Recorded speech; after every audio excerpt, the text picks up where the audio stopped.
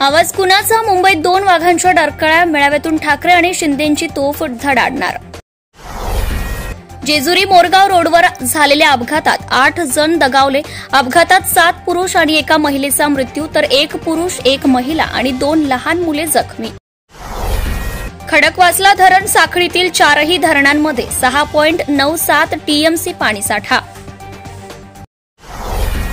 वारीसाठी बैठकांचा सपाटा, परंतु सुधारणा कमीच. पालखी मार्गावर अपुरे स्वच्छतागृह. राष्ट्रवादीच्या माजी मंत्र्यांच्या बंगल्यात स्फोट, मानसपुत्राने जीव धोक्यात घालून मोठा अनर्थ टाळला. लाखांचे कोटी करणारा भोंदू अटकेत. जालना जिल्ह्यातील प्रकार. 7 दिवसांची पोलीस कोठडी. नवविवाहिता 8 दिवसात प्रियकरासोबत पळाली. आई वडिलांच्या डोळ्यात पाणी. प्रियकरांचे तिच्यासाठी काय पण. 3-4 दिवसात पावसाचा जोर ओसरणार. सकाळपासून ढगाळ वातावरण तर दुपारी कडक ऊन. पुणेकरांनी अनुभवला ऊन सावलीचा खेळ. नागरिक मात्र हैराण.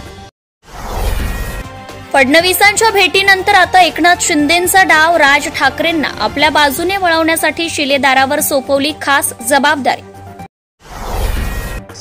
पीडीसीसी बँकेची वेळ ही 5 वाजेपर्यंत. मतदारांच्या याद्या तिथे कशा आल्या? युगेंद्र पवार संतापले.